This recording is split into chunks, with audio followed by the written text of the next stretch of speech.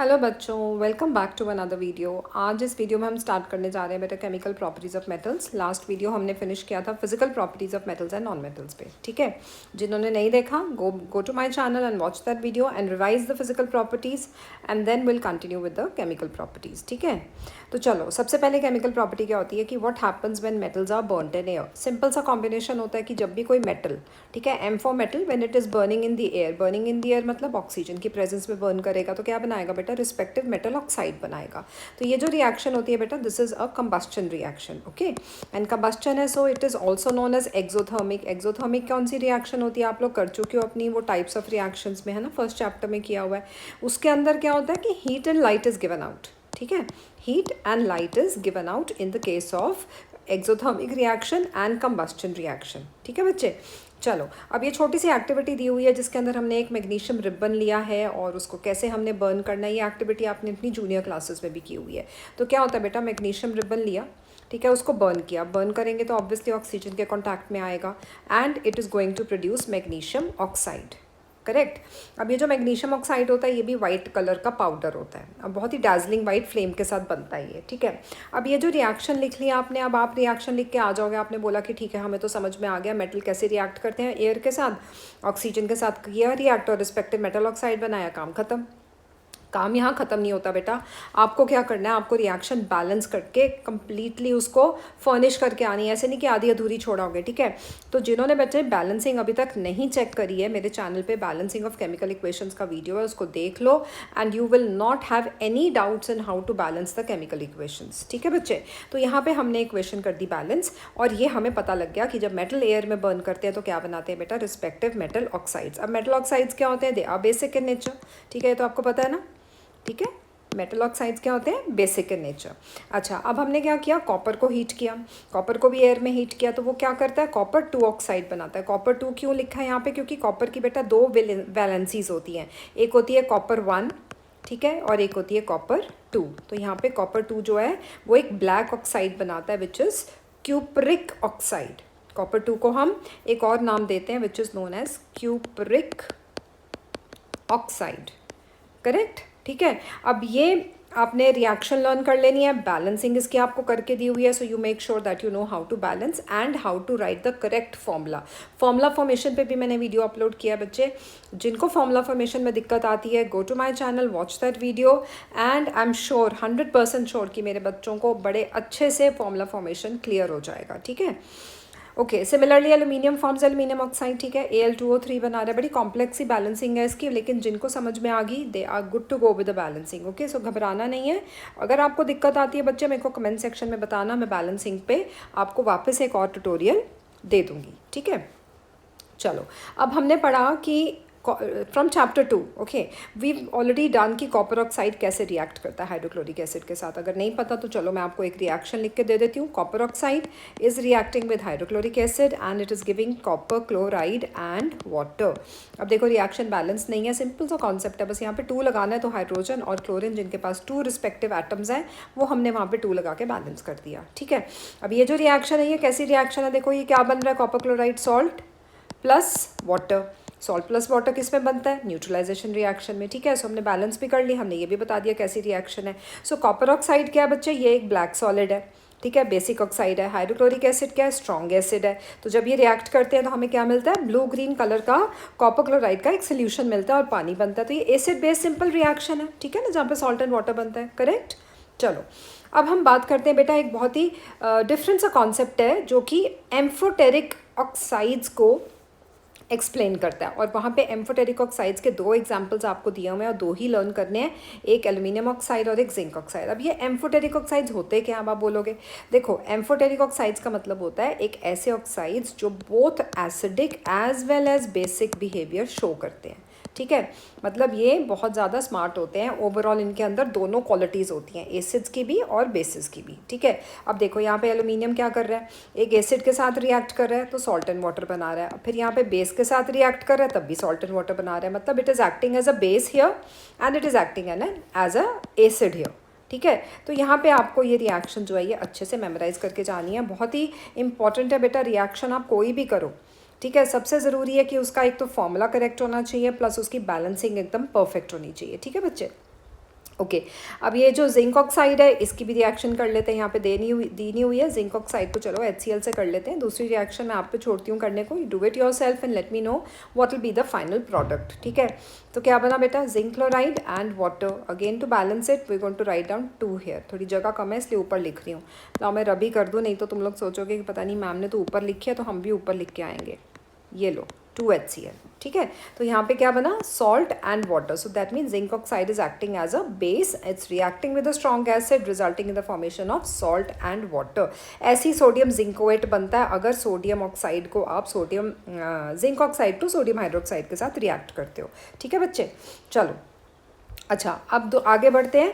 Most metal oxides are insoluble in water but some of these dissolve in water to form alkalis. Alkalis क्या होते हैं बच्चे, जब भी कोई बेस पानी में घुल जाता है तो वो घुल के एल्कली बनाता है। और एल्कली की पहचान कैसे करनी है कि उसके पीछे OH ग्रुप लगा होगा। देखो सोडियम हाइड्रोक्साइड, पोटेशियम हाइड्रोक्साइड, दोनों एल्कलीज हैं। ठीक है, अब उन्होंने यहाँ पे बोला कि most metal oxides are insoluble in water. Insoluble in water मतलब कि हमें ये बताना है कि अब पेपर में पूछा जा सकता है कि कौन से भैया इनसॉल्युबल मेटल ऑक्साइड्स हैं, तो बस आपने क्या करना है, आपने वो नाम ले देने। चलो मैं नाम लिख देती हूँ, कॉपर ऑक्साइड हो गया, ठीक है, आयरन 3 ऑक्साइड हो गया, लेड ऑक्साइड हो गया, सिल्वर ऑक्साइड हो गया। ये सारे के सारे कौन से हैं बच्चे, ये सारे के सारे आपके इनसॉल्युबल मेटल ऑक्साइड्स हैं। ठीक है, जो एल्यूमिनियम ऑक्साइड अभी हमने यहाँ पे पढ़ा ना, ये भी इनसॉल्युबल होता है, मतलब इनसॉल्युबल, प्रैक्टिकली इनसॉल्युबल, बट बहुत ही माइनर क्वांटिटी में ये डिसॉल्व हो सकता है। ठीक है, तो ये आपने एक्सेप्शंस याद करनी है। अच्छा, जो मेटल ऑक्साइड सॉल्युबल हैं वो कौन कौन से हैं वो पता है? देखो, एक तो आपको रिएक्शन दी हुई है सोडियम ऑक्साइड की और एक दी हुई है पोटेशियम ऑक्साइड की। दोनों ही बहुत स्ट्रॉन्ग बेसिक एल्कली सॉल्यूशंस बनाते हैं। ये क्या है बच्चे? Alkali solutions. एल्कली सॉल्यूशंस की क्या पहचान होती है कि उनके पीछे कौन सा ग्रुप लगता है? OH ग्रुप लगता है। ठीक है बच्चे, ये जितने भी फंक्शनल ग्रुप्स हैं ना, carbon and it's compounds chapter में आपको बहुत ही आसानी से क्लियर हो जाएंगे। ठीक है, तो चलो अब आगे है कि metals do not react with oxygen at the same rate. मतलब ऑब्वियसली सबका एक जैसा थोड़ा ना रिएक्शन होता है, कोई बहुत विगरस होता है, कोई किसी का लीस्ट रिएक्टिव होता है, किसी का बिल्कुल भी रिएक्टिव नहीं होता। ऐसा क्यों होता है बेटा? क्योंकि एक रिएक्टिविटी सीरीज़ है। ठीक है, अब वो रिएक्टिविटी सीरीज़ के अकॉर्डिंगली क्या होता है, जो मेटल हाईएस्ट मतलब प्लेस्ड होता है इन द रिएक्टिविटी सीरीज़, मतलब which is present at the top of the reactivity series, that is highly reactive. ठीक है, अब सोडियम एंड पोटेशियम है, ये दोनों बहुत ही ज़्यादा रिएक्टिव है, मतलब इनसे ना बैठा नहीं जाता। जैसे होता है ना कि कई बच्चे होते हैं कि बहुत ज़्यादा एनर्जेटिक होते हैं, बहुत ज़्यादा एनर्जी होती है, मतलब उनको एक सेकंड के लिए भी आप खाली बिठा दो ना तो वो कुछ कर ही जाएंगे। तो बस इनका भी यही हाल है। सोडियम पोटेशियम को आप अगर खाली छोड़ दोगे ना तो इन्होंने फटाफट से ऑक्सीजन के साथ रिएक्ट करना है and it's going to lead to any kind of an accidental fire. Okay, तो उस चीज़ से बचा के रखने के लिए हमें क्या करना पड़ता है, इनको केरोसिन ऑयल में डिप करके रखना पड़ता है। ठीक है बच्चे, ओके। अच्छा, अब बात करते हैं ऑर्डिनरी टेम्परेचर पे। जो मेटल्स हैं जैसे मैग्नीशियम, एल्यूमिनियम, जिंक, लेड, इनके ऊपर क्या होता है, इनके रिस्पेक्टिव ऑक्साइड्स की ना एक कोटिंग हो जाती है and that happens at a very ordinary temperature. अब ये जो ऑक्साइड की कोटिंग होती है ना, तो मान लो ये मेटल है, मेटल के ऊपर ये ऑक्साइड की कोटिंग हो गई। ठीक है, इसके ऊपर ये ऑक्साइड की कोटिंग होगी। अब ये जो ऑक्साइड की कोटिंग है ना, इसने क्या करना है, इस पूरे मेटल को फर्दर ऑक्सीडाइज होने से बचाना है। ठीक है, अब आयरन कैसे रिएक्ट करेगा? देखो, आयरन जो है वो हीटिंग पे बर्न नहीं करता, लेकिन आयरन के जो फिलिंग्स होती हैं ना, छोटी छोटी फिलिंग्स होती हैं, वो जो है ना, they can easily vigorously rather they can burn in the flame of a burner. अब इसका रीज़न क्या है? आप बोलोगे मैम आयरन तो बर्न नहीं कर रहा, लेकिन आयरन की फिलिंग्स बर्न कर रही हैं, बने तो दोनों आयरन से हैं। देखो, आयरन बर्न क्यों नहीं करता? क्योंकि एज अ बल्क अगर हम बड़ा सारा पीस लेते हैं आयरन का, ठीक है, तो उसके सरफेस पे कौन सी कोटिंग हुई होती है? उसके सरफेस के ऊपर ऑक्साइड की कोटिंग होती है, करेक्ट।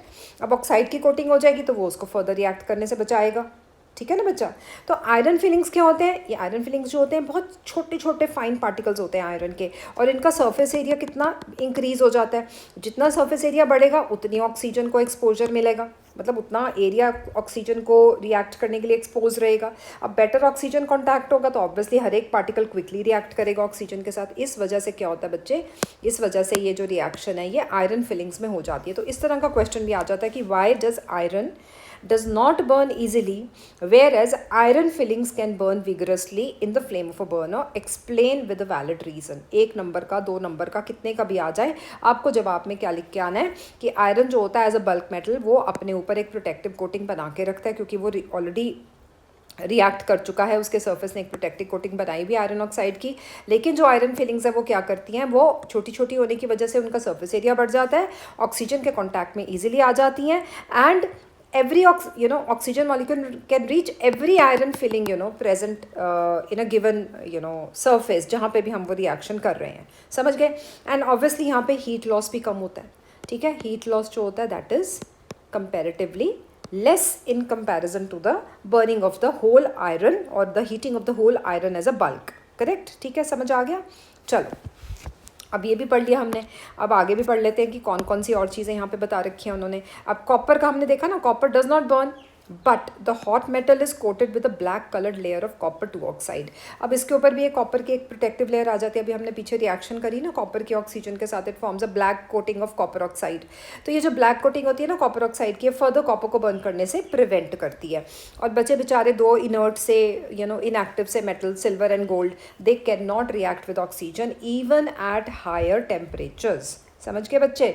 चलो अब ये बहुत important do you know box है। अब इस डू यू नो बॉक्स के अंदर कौन सा कॉन्सेप्ट दिया हुआ है बेटा, एनोडाइजिंग दिया हुआ है, ठीक है। एनोडाइजिंग एक बहुत ही सिंपल सा कॉन्सेप्ट है, मतलब ऐसा कुछ नहीं है कि बहुत डिफरेंट है तो कैसे करेंगे मैम, समझ नहीं आता, सब समझाती हूँ मैं आपको, ठीक है। चलो एनोडाइजिंग का मतलब क्या होता है बेटा, एक इलेक्ट्रोकेमिकल प्रोसेस है। इसको पहले समझ लेते हैं क्या होता है एनोडाइजिंग।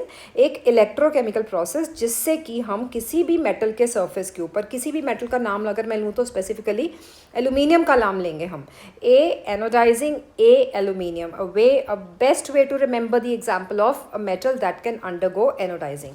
तो चलो एनोडाइजिंग क्या होता है, इलेक्ट्रोकेमिकल प्रोसेस। इससे क्या करा हमने, एल्यूमिनियम सरफेस के, एल्यूमिनियम एज अ मेटल के सरफेस के ऊपर हमने उसकी ऑक्साइड की लेयर को थिकनेस देनी है।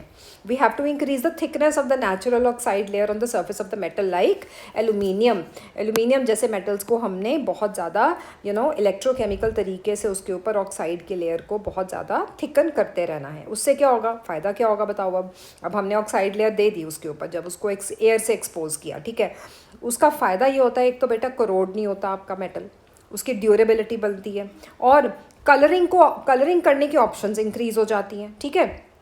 एनोडाइजिंग में हम करते क्या है, चलो इलेक्ट्रोकेमिकल प्रोसेस है तो ऑब्वियसली इलेक्ट्रिसिटी पास करेंगे। इलेक्ट्रिसिटी पास करेंगे तो हम क्या करेंगे, यहाँ पे हम एक सोल्यूशन लेंगे जो कि हमारा सल्फ्यूरिक एसिड का सोल्यूशन है, ठीक है। अब यहाँ पे हमने ये वाला अपरेटस ले लिया, इसके अंदर हमने इलेक्ट्रोलाइट यूज़ किया, sulphuric acid, electric current pass किया, ऑक्सीजन रिलीज हो गई। कहाँ रिलीज होगी oxygen, it is going to go at the surface of the metal. Metal के ऊपर जाएगी, मेटल के ऊपर जाएगी तो क्या बनाएगी, मेटल का रिस्पेक्टिव ऑक्साइड बनाएगी, और धीरे धीरे धीरे धीरे करके वो ऑक्साइड लेयर थिकर होती जाएगी। अब इस प्रोसेस को कंट्रोल किया जाता है ताकि हमें जितनी थिकनेस चाहिए ऑक्साइड लेयर की, हम उतनी उसके साथ उतनी ऑब्टेन कर सकें, ठीक है बच्चे, क्लियर हो गया।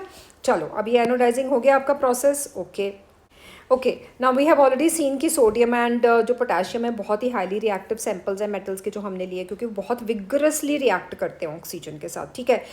अगर जितना नीचे आएंगे रिएक्टिविटी सीरीज में, मैग्नीशियम पे आ जाएंगे, थोड़ी रिएक्शन लेस विगरस हो जाएगी इन कंपैरिजन टू सोडियम। फिर और नीचे आ जाओ, जिंक की, आयरन की, कॉपर की, लेड की, again you will see that the rate of reaction of the combination of these metals with oxygen is decreasing down the activity series. जैसे जैसे आप रिएक्टिविटी सीरीज में नीचे आओगे, रेट ऑफ रिएक्टिविटी डिक्रीज करेगी, ठीक है बेटा। चलो आगे चलते हैं, what happens when metals react with water. अब वाटर के साथ रिएक्शन है, बहुत ही सिंपल सा रिएक्शन है बच्चे, सिंपल है। देखो कोई भी मेटल, जैसे हमने मान लो सोडियम ले लिया, ठीक है, सोडियम को हमने रिएक्ट किया वाटर के साथ तो क्या बनाएगा, it's going to form sodium, एक second, sodium oxide and hydrogen gas. ये गैस का सिंबल होता है with the arrow pointing up, ठीक है।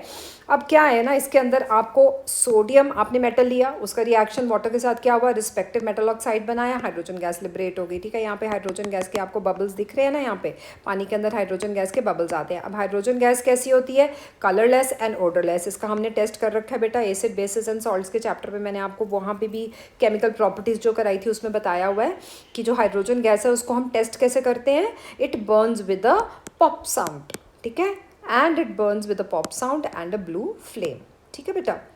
समझ गए? ये हाइड्रोजन गैस का आइडेंटिफाइंग एंड कन्फर्मेशन टेस्ट होता है। अब देखो, ये बात करी हमने मेटल ऑक्साइड्स की, ठीक है, जिनके साथ हाइड्रोजन गैस लिबरेट हो रही है। अब जो metal oxides highly vigorous in nature हैं, जब उनको पानी में वापस डिसॉल्व किया जाता है तो वो क्या बनाते हैं? एल्कलाई सोल्यूशन बनाते हैं, that is sodium hydroxide. Let's balance it quickly to put a 2 here, it's completely balanced. ठीक है, तो बहुत ही सिंपल सा रिएक्शन है। यहाँ पे हमने एक ग्लास फूल ली हुई है पानी में सोक करके, ठीक है, मेटल का सैंपल लिया हुआ है, इसको यहाँ पे क्या है, वाटर मिल रहा है मेटल सैंपल को, और हमने ये क्लैम्प किया हुआ है स्टैंड के अंदर इस टेस्ट ट्यूब को, यहाँ पे डिलीवरी ट्यूब लगाई हुई है, और एक इन्वर्टेड जार हमने इस बीकर के अंदर, ट्रफ, इसको ट्रफ कहते हैं, ठीक है, we call it a trough of water, right. उसके अंदर हमने एक इन्वर्टेड टेस्ट ट्यूब रखी हुई है। अब पानी के अंदर आपको बबल्स दिखेंगे, वो बबल्स इंडिकेट करेंगे कि हाइड्रोजन गैस लिबरेट हो रही है। समझ गए बेटा? चलो, अच्छा, सारे के सारे मेटल्स जो है ना बेटा, वो पानी के साथ रिएक्ट नहीं करते। अगेन वही कॉन्सेप्ट है कि sodium, potassium, magnesium, aluminium, zinc, iron, इनकी जो रिएक्टिविटी सीरीज़ है ना, ये डिक्रीज कर रही है। ठीक है, अब सोडियम एंड पोटाशियम तो इतने भैया ज़बरदस्त विगरसली रिएक्ट करते हैं ना कि they react with cold water. ठीक है, सोडियम एंड पोटेशियम की रिएक्शन बहुत ज़्यादा वायलेंट होती है और हीट एनर्जी आ रही है बेटा, तो कौन सी रिएक्शन हो गई? Exothermic reaction. ठीक है, एंड हाइड्रोजन गैस रिबलेट होती है। हाइड्रोजन गैस क्या होती है? इमीडिएटली फायर कैच कर लेती है। ठीक है, अब चलो नीचे आ जाओ। सोडियम पोटेशियम, अरे कैल्शियम तो मैं भूल ही गई, सोडियम पोटेशियम कैल्शियम। ठीक है, कैल्शियम की जो रिएक्शन होती है वाटर के साथ, वो उतनी वायलेंट नहीं होती जितनी सोडियम एंड पोटेशियम की थी, बट येस, हीट इवॉल्व इतनी भी सफिशिएंट नहीं होती कि हाइड्रोजन इजीली फायर कैच कर ले। मतलब बिल्कुल आप जैसे जैसे लेडर के एक एक स्टेप नीचे उतरते रहोगे ना रिएक्टिविटी सीरीज़ का, एक स्टेप उतरा, फिर एक स्टेप, फिर एक स्टेप, फिर नीचे नीचे जाई जाओगे, तो आपको समझ में आ जाएगा कि कैसे कैसे हर एक मेटल अपनी रिएक्टिविटी रिएक्शन कैसे शो कर रहा है रिस्पेक्टिव ऑक्सीजन के साथ या एसिड के साथ या वाटर के साथ। ठीक है, तो वाटर के साथ हमने क्या पढ़ा बेटा? सोडियम एंड पोटेशियम बहुत विगरसली रिएक्ट करते हैं, बहुत सारी हीट एनर्जी इवॉल्व होती है, और जो हाइड्रोजन गैस लिबरेट होती है इट इमीडिएटली कैचेस फायर। ठीक है, कैल्शियम पे आते हैं, तो कैल्शियम की जो रिएक्शन है वो लेस वायलेंट है, हीट इवॉल्व हो रही है लेकिन इतनी नहीं है कि हाइड्रोजन गैस को बर्न करने में हेल्प करे। ठीक है, रिएक्शन वही है, simple, calcium hydroxide plus hydrogen gas, right. अब कैल्शियम जो है वो इट स्टार्ट्स फ्लोटिंग।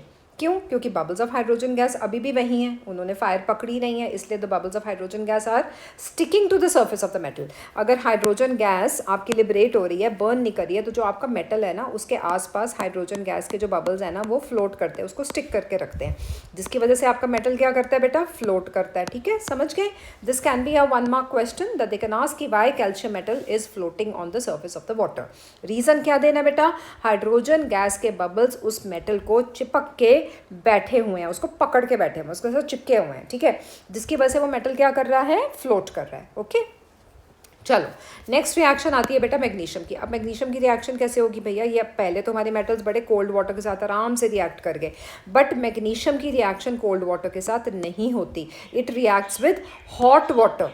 अब समझ रहे हो ना, जैसे जैसे हम रिएक्टिविटी सीरीज में नीचे आ रहे हैं, हर एक मेटल की जो रिएक्टिविटी है या जो रिएक्शन है वो डिफर कर रही है। ठीक है, कि वो कितना रिएक्टिव है उसके अकॉर्डिंगली वो रिएक्शन अकर करेगी। ठीक है, तो मैग्नीशियम क्या करता है बेटा? वो हॉट वाटर के साथ रिएक्ट करता है। तो जब भी आपको रिएक्शन लिख के आनी है, you have to write down hot water.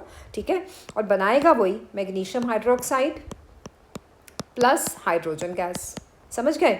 अब यहाँ पे ये रिएक्शन देखी। ठीक है, अब मैग्नीशियम हाइड्रोक्साइड क्या करेगा? ये भी फ्लोट करेगा। Magnesium metal as a metal it's going to float, because इसके आसपास भी हाइड्रोजन गैस के बबल्स जो हैं वो इसको स्टिक करके रखे हुए हैं। ठीक है बेटा? ओके, उसके बाद और नीचे आ जाओ, एल्यूमिनियम, आयरन एंड जिंक पे आ जाओ। अब ये तीनों के तीनों जो है ना तो ये कोल्ड वाटर के साथ रिएक्ट करते हैं, ना हॉट वाटर के साथ रिएक्ट। तो करते किसके साथ है? स्टीम के साथ रिएक्ट करते हैं। ठीक है, लेटेंट हीट ऑफ वेपराइजेशन पढ़ा हुआ है ना आपने 9th में, तो जो स्टीम होती है उसके साथ ये रिएक्ट करते हैं और क्या बनाते हैं बेटा? They form their respective oxides. To remember, hydroxides नहीं बनाते, क्या बनाते हैं बच्चा? मेटल ऑक्साइड बनाते हैं और हाइड्रोजन गैस लिबरेट होती है। ठीक है, समझ गए? और कौन से ऐसे मेटल्स हैं जो रिएक्ट नहीं करते हैं पानी के साथ? वो है lead, copper, silver and gold. They do not react with water at all. ठीक है, समझ गए हो? रिएक्टिविटी सीरीज को दिमाग में रख लो, जैसे जैसे जो मेटल डाउन द सीरीज आता जाएगा उसकी रिएक्शन पानी के साथ डिफर करती जाएगी। ठीक है, चलो नेक्स्ट केमिकल प्रॉपर्टी करते हैं। What happens when metals react with acids? बहुत ही सिंपल है। अब ठीक है ना, ये वाली जो रिएक्टिविटी है इसमें हम इस प्रॉपर्टी में क्या पढ़ने जा रहे हैं कि जो मेटल्स है ना बेटा, जब वो एसिड्स के साथ रिएक्ट करते हैं तो वो क्या बनाते हैं, दे form their respective salts and they release hydrogen gas. ठीक है, चलो इसको बैलेंस कर देते हैं। ठीक है, तो ये सिंपल सी रिएक्शन है, लेकिन सारे मेटल्स क्या इसी तरीके से रिएक्ट करते हैं या नहीं करते हैं, ये हमें समझना पड़ेगा। Again we have to make sure that we keep in mind the reactivity series. ठीक है, इसको ध्यान में रखना बेटा, sodium, potassium, calcium, aluminium, zinc, iron, ये सारे के सारे जो हैं आपको एक सीरीज़ में याद करके रखने हैं, ताकि आपको समझ में आ जाए कि कौन सा मेटल ऊपर बैठा है रिएक्टिविटी सीरीज़ में, कौन सा नीचे बैठा है। तो सबकी इक्वेशन जो होगी वो अलग अलग होगी। ठीक है, अब जैसे आपका मैग्नीशियम है, अगर मैग्नीशियम रिएक्ट कर रहा है एसिड के साथ तो क्या बनाएगा बच्चे, it's going to form magnesium chloride plus hydrogen gas. Okay, balance कर दो। तो इस तरह से आपको रिएक्शन इक्वेशन कंप्लीट करनी आ सकती है, बैलेंस करनी आ सकती है। ठीक है, अच्छा, अब एक बहुत ही इंपॉर्टेंट यहाँ पे क्वेश्चन बनता है कि why does nitric acid when used with the metals it does not produce hydrogen gas when it is reacted with the metal. Reason क्या है बेटा, निट्रिक एसिड ना एक बहुत स्ट्रॉन्ग ऑक्सीडाइजिंग एजेंट है, तो जो हाइड्रोजन गैस लिबरेट होती है ना जब वो किसी मेटल के साथ रिएक्ट करता है, तो स्ट्रॉन्ग ऑक्सीडाइजिंग एजेंट होने की वजह से वो क्या करता है, उसको ऑक्सीडाइज कर देता है इनटू वाटर, और खुद रिड्यूस हो जाता है इनटू इट्स रिस्पेक्टिव नाइट्रस और निट्रस और नाइट्रोजन ऑक्साइड्स, नाइट्रोजन डाइऑक्साइड। लेकिन एक्सेप्शन इसमें भी आती है, और वो एक्सेप्शन क्या है बेटा, वो एक्सेप्शन है आपकी दो मेटल्स हैं मैग्नीशियम एंड मैंगनीज, ये दोनों के दोनों क्या करते हैं, ये निट्रिक एसिड के साथ रिएक्ट करते हैं and they liberate hydrogen gas. ठीक है, तो ये काफ़ी इंपॉर्टेंट टॉपिक है, इसमें से एक क्वेश्चन आ जाता होता है कि name the metals that react with nitric acid and why the other metals can not react with nitric acid. क्यों नहीं करते बेटा, इसलिए नहीं करते क्योंकि हाइड्रोजन गैस को वो ऑक्सीडाइज कर देता है, being a strong oxidizing agent. ठीक है, तो आपको क्या याद रखना है बेटा, रिएक्टिविटी कैसे डिक्रीज कर रही है।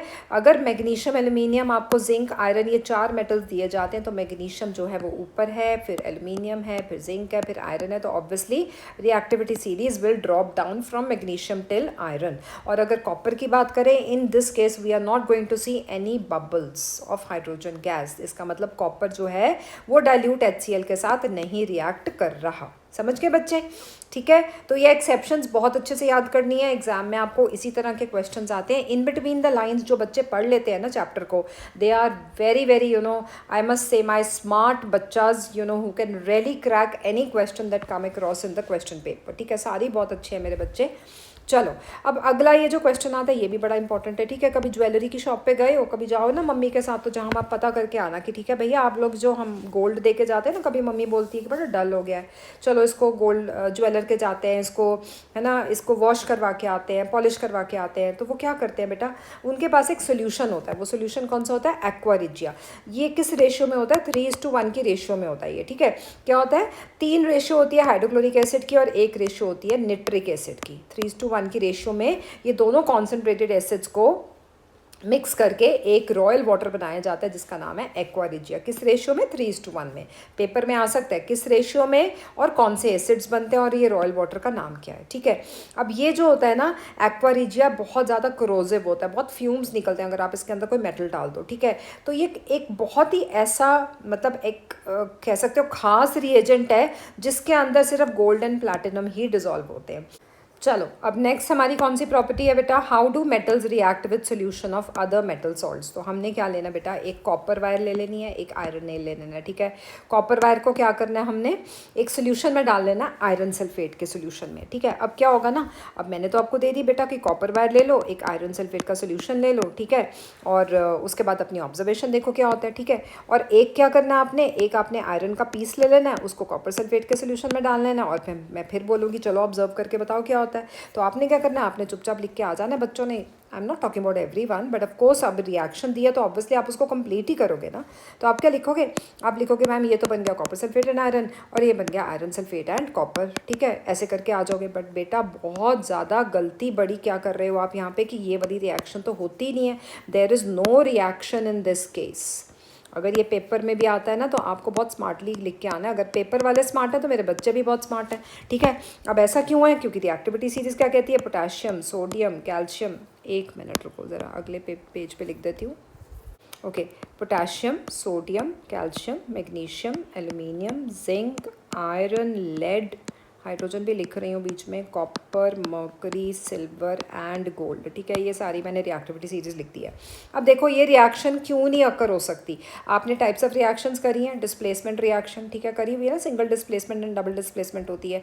जिन्होंने नहीं करी बेटा, मैंने वो भी वीडियो अपलोड किया हुआ है, go on my channel, watch that video and you are going to be a pro in how to identify a type of a reaction, ठीक है। चलो अब देखो यहाँ पे आयरन कौन सी जगह पे बैठा हुआ है रिएक्टिविटी सीरीज में।